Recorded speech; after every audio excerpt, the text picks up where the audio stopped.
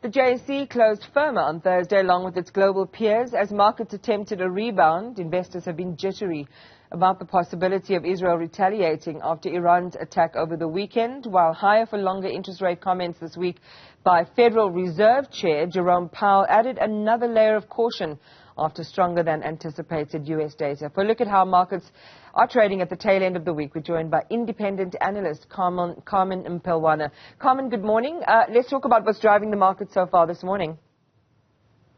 Good morning, Iman. So spot on, as you've mentioned. Unfortunately, the JSE has opened up in the red this morning. I think continued concerns, as you've touched on, in terms of the investor confidence or concern, should I say, around the Middle East conflict. We are seeing commodity prices remaining quite strong on the back of this, but no further economic data likely expected to come out in South Africa today. So I think it's largely going to be driven by what's happening globally. So Africa's largest bourse, everyone knows this now, the JSE has halved in size over the past 2 decades. Again, something that's well documented. It has curtailed trading volumes and shrunk options for savers. Help us make sense of what's going on there and what options investors have. So I think one of the key concerns, and we've discussed this at length in the past, is the focus on how expensive it is to remain listed in terms of ensuring that you comply with the regulations that are stipulated in terms of by the JSE. So it's a difficult regulatory condition, and then also to raise the funds and the funding conditions remain really hard, especially for the smaller entities. So what the JSE is proposing is that they're going to split into a premier and a general sector, which will be less tenuous for the smaller firms, which will make it more attractive to them in terms of being able to access that sort of funding and remain listed. We do see some competitors that have come up where the focus has been on the smaller and medium entities. So that's A2X as well as the Cape Town Stock Exchange, which is probably where the idea has come from for the JSE to split in order to stir up some attraction to South Africa.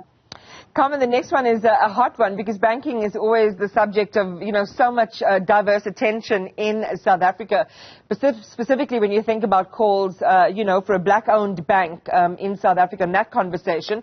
But Old Mutual has received Section 17 approval to establish a bank. Talk us through that decision and the need for South Africa to have another bank. Yeah, so it's quite interesting. They're not the only ones that are looking to launch. There's another 3 banks that are looking to launch in the near future. As you've mentioned, one of them is a female black-owned bank or mutual bank, which is quite interesting. But if we go back to Old Mutual, the key here is that this is a long journey. They've already pumped in about 1.75 billion to date in order to get infrastructure set up and to make sure that their digital platform is ready. The next step after this approval that they've just received is ensuring that the bank can actually operate. So doing test runs and trials over the next few months.